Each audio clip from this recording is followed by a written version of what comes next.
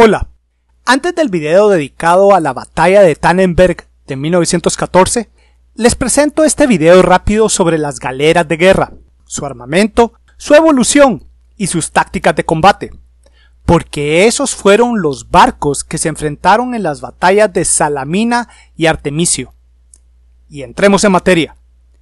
El solo decir la palabra galeras nos trae a la mente la imagen de esa nave lanzándose hacia adelante para chocar contra un barco enemigo, porque justo bajo su línea de flotación la galera tenía a su letal espolón, y el espolón, con un golpe de lleno, le desgarraría el costado a la nave atacada, y aquella se iría a pique.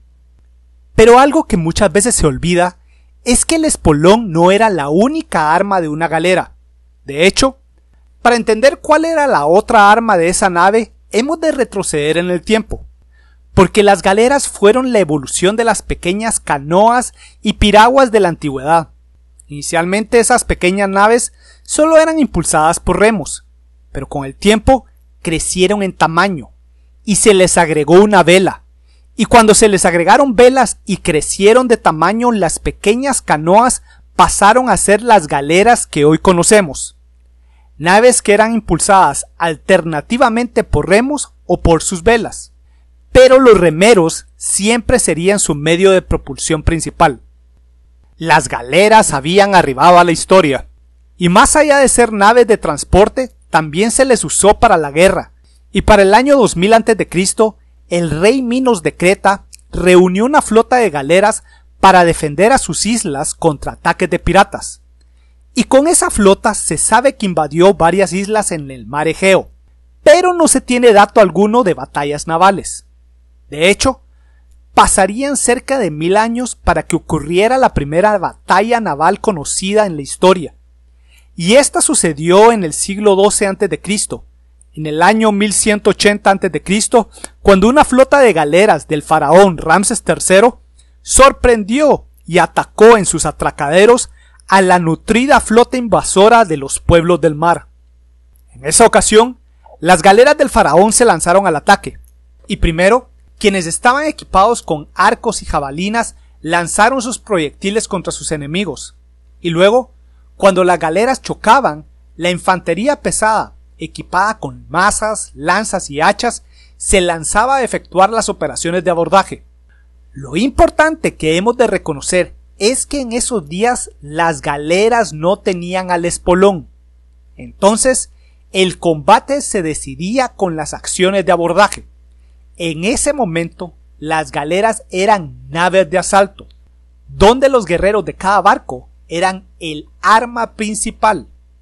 300 años más tarde, esa realidad cambió, porque en el siglo IX a.C., a la proa de las galeras que surcaban en el Mediterráneo se les colocó aquel aditamento icónico, el espolón, el cual literalmente transformaba a las galeras en gigantescos proyectiles que podían ser dirigidos a chocar contra barcos para causarles un daño sustancial bajo la línea de flotación y hundirlos. Las galeras eran el primer proyectil inteligente que podía ser guiado contra un blanco. Y la primera batalla naval en la que se registró el uso del espolón aconteció en el siglo VI a.C., probablemente en algún momento entre el año 540 al 535 a.C. en la batalla de Alalia. En esa acción, 60 galeras griegas del tipo pentecontere se enfrentaron contra 120 penteconteres cartagineses etruscas, y lo interesante es que los capitanes griegos usaron la maniobrabilidad y los espolones de sus naves para dañar y hundir a varias naves enemigas, sin quedar atrapados en las acciones de abordaje. Y frustrados porque no lo lograban atrapar, la flota cartaginesa etrusca se retiró. En esa batalla solo se habían usado los espolones. Definitivamente el espolón había arribado al combate naval. Entonces, porque el espolón podía dominar una batalla, se buscó la forma de mejorar la velocidad de las galeras para dar un golpe aún mayor. Entonces tenemos el siguiente dato. La primera generación de galeras de guerra fueron los penteconteres, galeras que tendrían a un solo remero por banca, y se cree que cada una de esas naves tenía a 50 remeros con 25 en cada costado. Para dar un mayor golpe con una galera tenía que incrementarse su cantidad de remeros. Pero en los penteconteres ya no se les podía colocar más bancas por la siguiente razón. Gracias a su delgada silueta, los penteconteres podían cortar el agua con enorme facilidad, haciendo que fueran extremadamente rápidos. Pero esa misma silueta delgada disminuía su capacidad de maniobra, y si se colocaban más bancas de una persona y se hacía que el barco fuera más largo, su capacidad de maniobra desaparecería por completo. Entonces, la opción fue hacer que las galeras fueran más anchas y así nacieron los birremes. En esos barcos, en cada banca se sentaban 2 remeros. Así, un birreme del largo de un pentecontere tendría 100 remeros. ¿Es cierto? El ancho del birreme creaba más resistencia de agua ante su proa. Sin embargo, por tener el doble de remeros, su velocidad era similar a la de un pentecontere. Y como era una nave más pesada, el golpe con su espolón era más destructivo. Por varias décadas el birreme dominó el combate en el Mediterráneo. Pero el deseo de mejorar siempre está presente en el ser humano, y se buscó hacer naves aún más rápidas.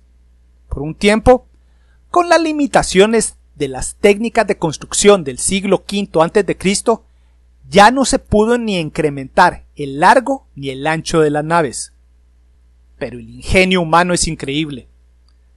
Previamente el problema se había enfocado desde una mentalidad bidimensional, solo intentando modificar el largo y el ancho de las naves. Pero ahora, la solución que trajo una mente despierta fue tridimensional, y la solución fue ir hacia arriba y a los lados. Ahora más bancas fueron instaladas en estructuras que se proyectaban sobre los costados del barco sin que esas estructuras tocaran la superficie del agua. Y de esa forma tan elegante, el ancho del casco del barco era igual al de un birreme. En el nuevo barco se tenía 50 remeros más, para un total de 150, y así su espolón daría un golpe más contundente.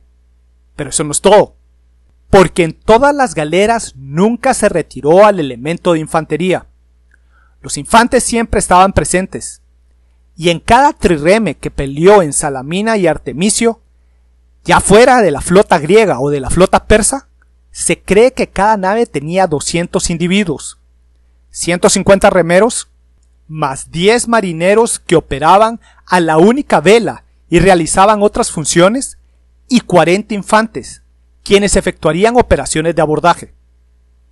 Entonces, ya desde la introducción del espolón, en cada batalla las galeras tenían 2 opciones: usar sus espolones o usar a su infantería en operaciones de abordaje.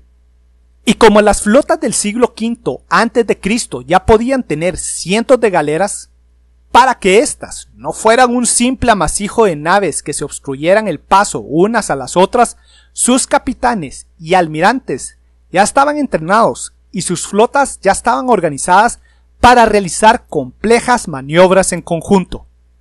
Y la organización es fundamental. En todos los libros y videos que realizaré sobre el combate terrestre y el combate naval, es fundamental recordar que el desorden y la confusión en una situación de combate pueden llevar a una derrota. Así, en el combate terrestre, el primer ejemplo del esfuerzo por tener a guerreros adecuadamente organizados, quienes pelearan en formaciones donde cada guerrero conocía su puesto y lo que se esperaba de él, se hallan las falanges de la infantería pesada sumeria, y esas falanges aparecieron en algún momento del 3000 a.C. Arriba a la derecha pueden encontrar un link a ese video. Entonces, no es de extrañarse que, 2500 años más tarde, para el 480 a.C., los barcos de una flota ya eran desplegados en formaciones donde cada capitán conocía su puesto, y esas formaciones podían ser líneas de batalla o columnas de batalla.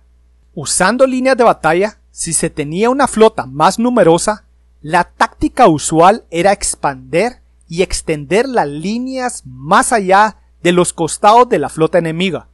Así, con el centro propio manteniendo ocupado al enemigo, las galeras en los flancos se lanzarían a efectuar un ataque envolvente para atacar la retaguardia enemiga. Ese era el ataque conocido por los griegos como el periplos. En la segunda opción, los barcos de una flota atacante eran organizados en columnas de batalla, y las naves a la cabeza de cada columna buscarían golpear y sacar del camino a las galeras enemigas de la línea de batalla contraria, para que así las restantes naves que le seguían pudieran penetrar la línea enemiga para atacar la retaguardia contraria. Ese era el ataque Diekblows. Esas eran las opciones para atacar, pero también ya se conocían formas de enfrentar a esos ataques. Y la forma de enfrentarlos era colocar líneas de batalla sucesivas una tras la otra. Así, con la profundidad ganada, las galeras que estaban en la retaguardia podían atacar a las naves enemigas que intentaran efectuar un ataque envolvente o uno de penetración. Esa era la táctica que los griegos usaron en Salamina. Entonces, tenemos medidas y contramedidas. Esa es la historia del combate. Algo que iremos observando una y otra vez. Y son los comandantes más capaces quienes incrementan su repertorio de opciones al idear alternativas para el uso de su equipo y su tropa, ya sea en el mar o en tierra. Y con respecto al combate individual, en el siglo V a.C., cuando las flotas comenzaban a chocar, primero se usaría el espolón, y el primer golpe que se intentaba dar, se intentaría que fuera dado de una forma sesgada, para así pasar rasgando el costado de la nave enemiga en un ángulo tal que le destruiría una cantidad sustancial de remos. Entonces, luego de ese golpe, la nave atacante viraría, para luego retornar a dar un golpe de gracia, un golpe directo que le abriría a la nave enemiga un enorme boquete en un costado. Pero en ese combate tan cercano, los barcos estarían tan cerca que los infantes que tuvieran proyectiles podrían lanzarlo contra sus enemigos. Flechas y jabalinas serían usadas para diezmar a la tripulación enemiga. Pero eso no es todo, porque los barcos podían quedar atascados unos contra los otros, y entonces la infantería de cada nave se lanzaría a efectuar las operaciones de abordaje. Entonces, durante la Segunda Guerra Médica existían dos tipos de acciones, el uso de los espolones y las acciones de abordaje. Lo interesante es que en Salamina y en Artemisio, la enorme mayoría de los capitanes y marineros al servicio del imperio persa eran hombres experimentados quienes preferían usar la maniobrabilidad de sus naves para asestar golpes con sus espolones y hundir a las naves enemigas. Ellos preferirían el combate en mar abierto. Por otro lado tenemos a los griegos, y el grueso de la flota griega estaba compuesta por galeras atenienses. Galeras que solo habían entrado en servicio activo unos años antes del inicio de la guerra. Las tripulaciones atenienses eran novatas y estaban en una marcada inferioridad cuando intentaban efectuar maniobras de combate. Por lo tanto, los capitanes atenienses preferían las acciones de abordaje, porque en sus naves sus 40 infantes eran hoplitas, y ellos eran la infantería súper pesada de su época, hombres altamente entrenados y fuertemente equipados para la lucha cuerpo a cuerpo. Y conociendo esa ventaja, el comandante en jefe de la flota ateniense, Temístocles, ideó una estratagema interesante para forzar a que sus enemigos y sus aliados enfrentaran a los persas en las aguas estrechas de Salamina. Bueno, hemos llegado al final de otro video. Los anteriores son solo algunos de los datos que pueden encontrar en mi libro físico Galeras de Guerra, el cual ya pueden hallar a la venta en España gracias a la editorial Almuzara, y que estará disponible en América en un par de meses. Y también quiero comentarles que ya tengo un Patreon en el que me pueden ayudar si les han gustado mis videos, y he dejado el link del mismo en la descripción del video. Sobre el siguiente video, ya voy a medio camino sobre la batalla de Tannenberg de 1914, Y como un adelanto del mismo, ese fue el triunfo de un ejército que, gracias a su aparato de inteligencia, ya conocía perfectamente las intenciones del enemigo, y por esa razón pudo encontrar y concentrar contra aquel a sus recursos en el punto y en el momento adecuado para derrotarlo. Saludos y espero que les haya gustado este video. Atentamente, Víctor Aguilar Chan.